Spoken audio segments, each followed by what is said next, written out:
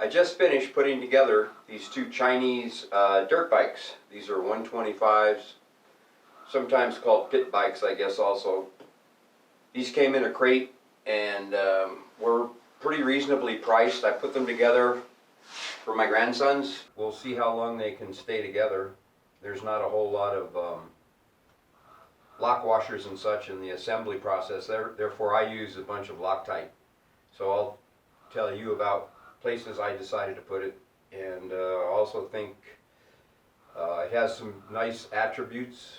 This bike has already, I noticed some things I like these hinged levers. This prevents them from breaking when one falls over to one side or another. My Honda dirt bikes have those. Also, these bikes come with tubes in the tires, and as you'll see in the video, I show how to put some slime in the tires. I think that's a good idea. I use it around the place here all the time. So these bikes, I'll take you through the whole process involving the tools I've used, places I've used some grease, places I've used, done some trimming on some tubes and things. This warning sign was strapped to each of the bikes on the lower portion of the frame here, and it's a warning. We have to deal with the breath tube, so I'll let you know how we dealt with that. This is serious stuff. You could get killed. You could get killed. Okay, let's talk about tools. These are basically the tools that I've used to assemble the first unit. I guess we'll start at the beginning. So I used the basic box cutters and these cutters, these flush cutters for cutting off the cardboard and some of the banding materials. So those are things you're going to need. The whole bike is metric. Okay, so just put that in perspective. Don't try to use anything other than a metric tool on this equipment, otherwise you're going to damage it. So for the front fork area that we'll see here as we continue in the video, we're going to use these hex drivers, and these hex drivers are sizes 4, 5, and 6, so those are used. I also use the equivalent in ball drivers. So initially what I'll do is, you'll see, is I'll use these when I initially put things in before, and then tighten them to final tightness with this, which is actually, it's got a 3/8 inch drive on it, see. Okay. Open end wrenches I used here are 17 and 19 millimeter. And these two are used for the front axle. You're going to need some equivalent for that. I also use 10 millimeter, 8 millimeter. I have a couple of different kind of style 10 millimeters. So you're going to, both the open end and closed end and sockets are really handy. So you're going to want to have, I also have a set like this which has the 10s and sockets that you can use. Ratchets are pretty obvious. Oh, I know. So when, I'll show you in a minute the packaging frame that this thing comes in. So what I use to take off, there's about 10 or so of these nut and bolt assemblies that hold the metal frame, which is what protects that during shipping. And I just use a power driver with a Phillips head ratchet just to zip along the bottom and take all these off. And you can back up either with a 10 millimeter socket like I did here, so that'll fit just fine, or you can literally take, if you have a pair of pliers, you can just back up this nut with this, and from the front you can just undo the guy, so it'll come out. Let's see here. So I also have two kinds of Loctite that I'm going to use that I think are helpful, because the bike doesn't have as many perhaps lock washers, and it's, you know, anyway, I think this is a good thing to have. These are the scrap leftover bolts, and that kind of gets you started. This heat gun is used at some point to actually, I use this to actually stretch out one of the hoses that we're going to trim to the right length. and I use a hammer on the bottom of that frame to knock some of these screws out. So I think that's a good shot at the tools right there. Here's the frame that I refer to. This had all the bolts along the bottom. So once you remove it, this comes off, and this is on there. So once you take all this stuff out of the way, you've got the front mud guard and the front forks, and you have the basic unit here that we're still going to work with. What I do with this at this point, what I think is a good idea is I removed all the packing material except that's around the handlebars and the controls, and I've just left that wrapped up for the moment until I've got the front forks on, because when I did it with the other bike it was sort of flapping around, it was loose, and I'm going to leave this little part of the cover on here for the seat. So inside the box you get the fairly useless manual. You get the front axle. You're going to get, this is one of the foot pegs, the retracting foot pegs. You get a gas cap. This gas cap has a protective coating on it that's sprayed on here. It's not supposed to be blue. Underneath it's chrome. Also, this is sort of tricky how they made this look a little bit like the Hondas do for a locking gas cap. But actually under here it looks to me like they've got the vent. So this is what you have to help vent the gas tank instead of the hose that comes out of a lot of bikes. And this foam protector and your clamps. So okay, let's get this thing going here. So what we want to accomplish next is we want to put the bike on some kind of a stand so we can work on it, put the front forks on it. So we have, you know, whatever options you have available, I don't know. I have the best one here for me. I like what you're gonna, that one there will rise when I twist it. Here's the basic dirt bike stand. That'll work really pretty well. You have to kind of manhandle it up there. You know, fixed heights. I have this one which I can lift.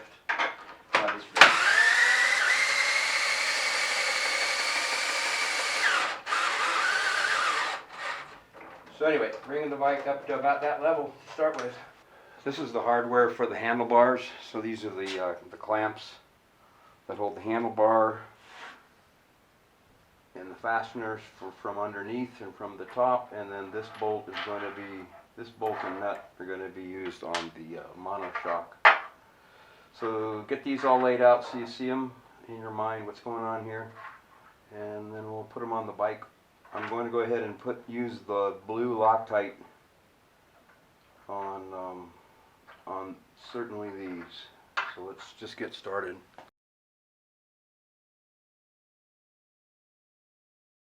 Blue Loctite on these bolts that are underneath the block, the clamp block. They're 10 millimeter. So just work them into place. Don't over tighten them at first. Just get them into place so that you can get the feel for it, properly fitting.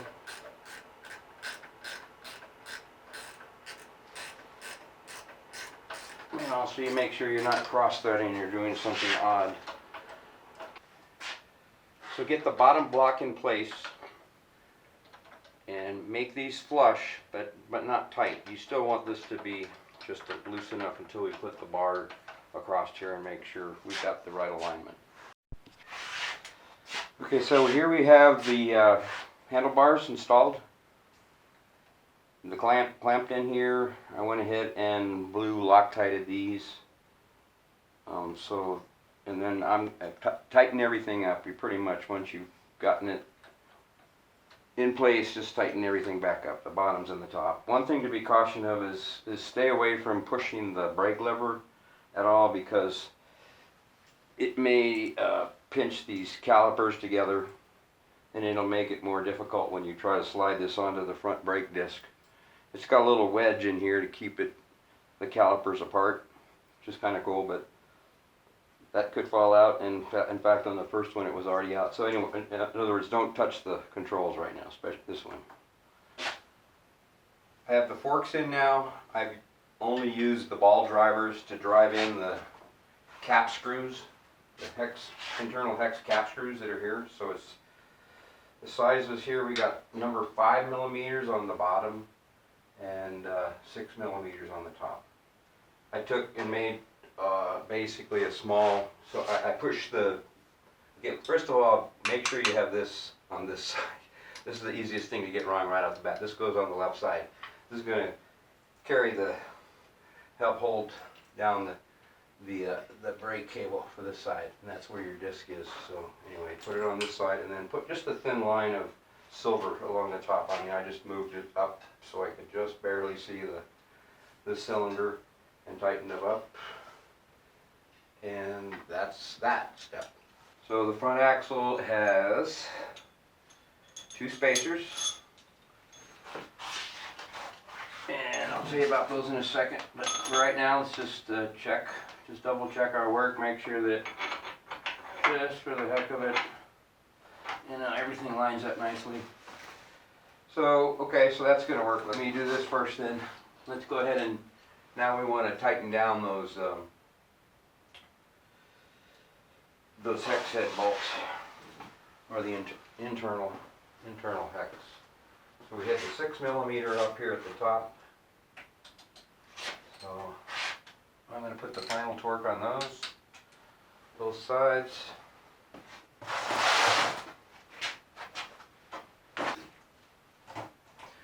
Front tire. The disc goes on this side.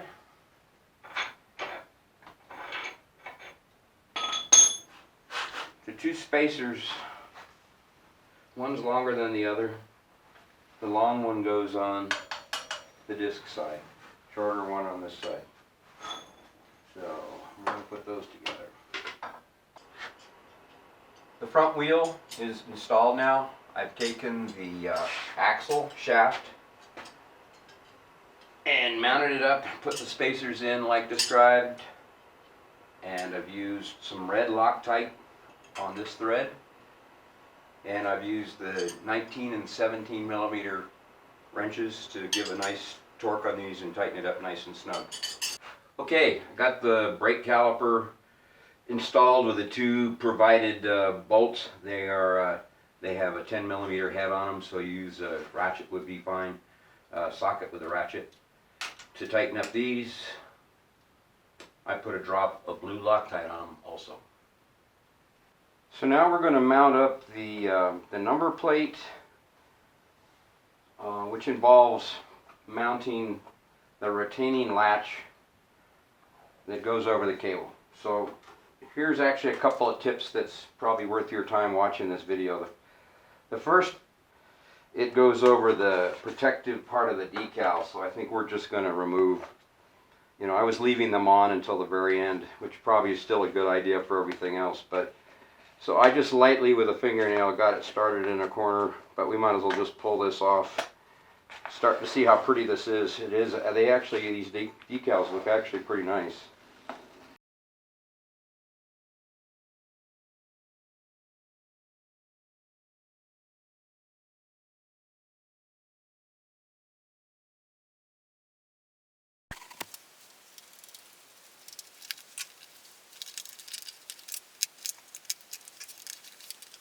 So this sign, when I first saw it on the first bike and really read it, it kind of took my breath away. Alright, well the first thing that we want to look at is this warning sign. So this warning sign is attached to a breather hose that they are telling you to cut and get off of here. So that's what you do. But the first thing I noticed is that if you do that, they had to put additional length in this hose to be able to accomplish that bend and have it stick out here far enough away that they could do their little I kill you sign. So what I'm going to do, and you certainly don't have to do it, even though I just can't stand this. So this is the breather hose that I've unpinched. It was pinched like this, it was shipped like this. This is the breather hose that goes into the crankcase.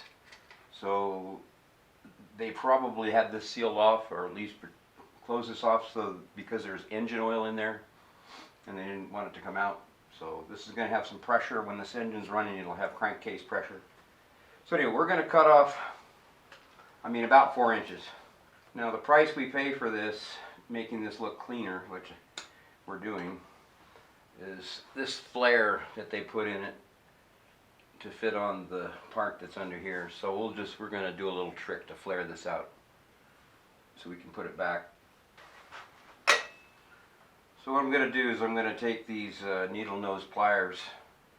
You can take just about any different style needle nose, but I'm just going to get it in there snugly so I can do some of this action and help open it up. But I'm going to increase the chances of getting it to work by heating it up. So I got a medium duty heat gun. You don't want to heat it up a whole lot. Certainly don't want it to start smoking or something, but you can heat it up.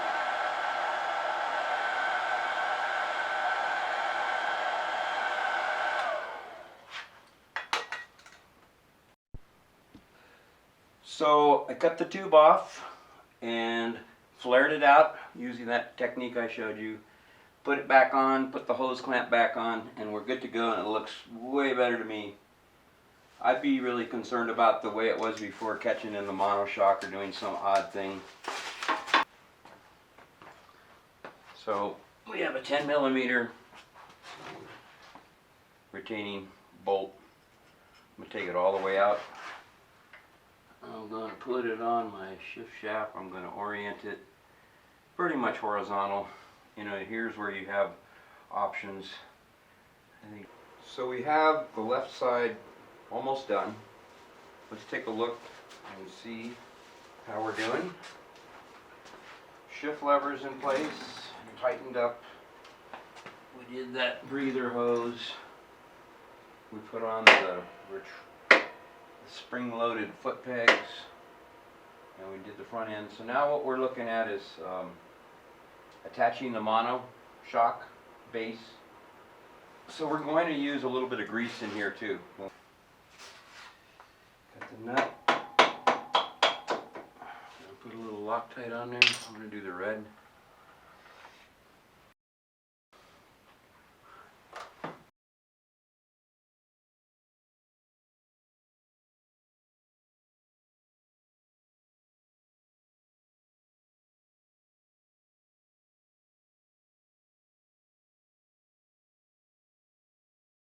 For the rear brake. So you have to bolt on a little nub here that gives more surface area for your foot. You probably did that for shipping purposes or something, but keep the profile down. So we'll put that on. But another thing that this bike has here on both sides is these plastic pieces that are over the frame that are cable tied on here as I assume meant to be a shipping issue or a shipping protection part, but they're going to catch all sorts of dirt and mud, and they're not meant to be here for long. So I just carefully cut these cable ties off all over the place. Maybe cut this off there, yeah. So these come off. Bam! Sweet baby. So what do we do? Oh yeah, so we still have to put this foot peg on. So here's the toe piece for the end of the brake lever, for the rear brake foot lever. So that thing's going to go like that. Looks like there's two positions, forward and a little bit, not much difference. I'm going to put it in the forward position. These are two bolts that go with it, and it takes a 4mm drive, hex drive. So I'm going to go ahead and put this on with Loctite, and I'm going to snug it up really tight, because I don't think you ever want to have this fall off. This would be difficult to replace or duplicate, and there really are no lock washers or anything here, so we want that to stay. So let's just take care of that. And finally, I think we have, looks like we have the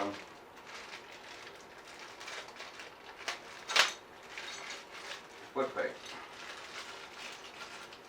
So in here we have a spring, the peg, a pin, and a cotter pin. Don't lose the cotter pin. Here's the foot peg put together. So you notice I've taken the cotter pin and really bent it all the way around. That's a good way to go. See how this retracts. So this is how you put it together. Okay, we're getting there. So we have these to install, not much to it.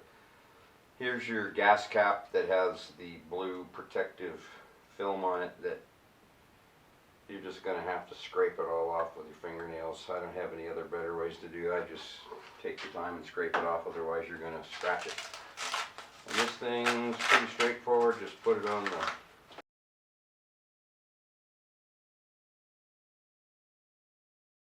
Okay, we're going to put some slime in the tires. This helps a lot. Where I live, I have to put it in all of anything that we drive around in, from the ATVs to the trailers. Otherwise, we'll get flats.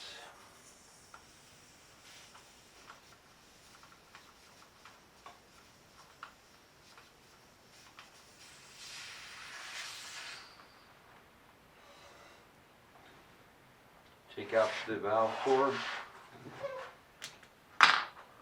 and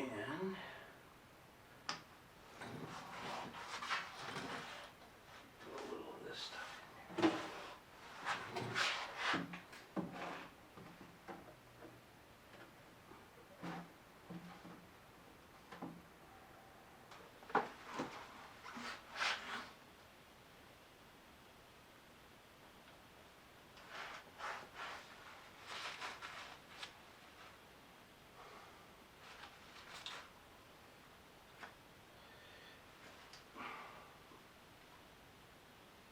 Okay, so she's got oil and she's right there at the top.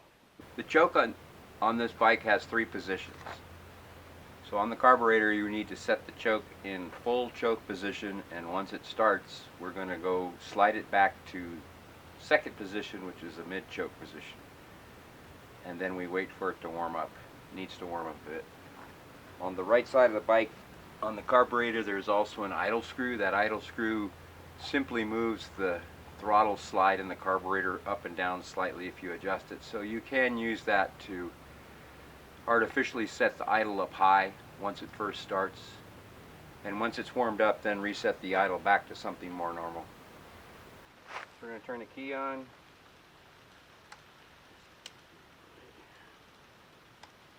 Key's on, gas is on, and then we make sure it's in neutral too. The neutral on this bike is all the way at the bottom. That's different than most motorcycles.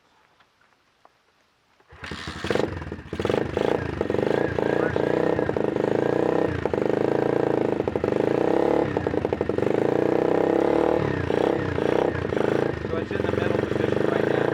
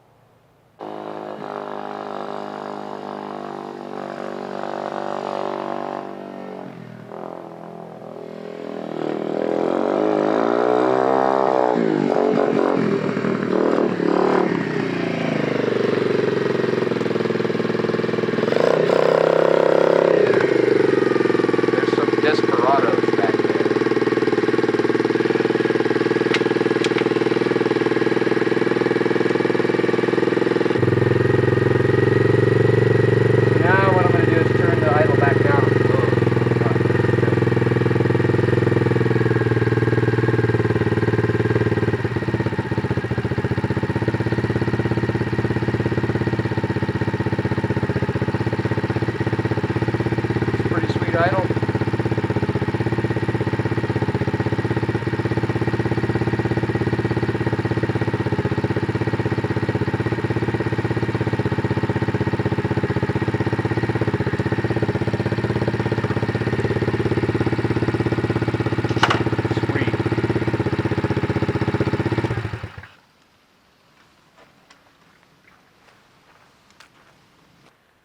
Well, there you go.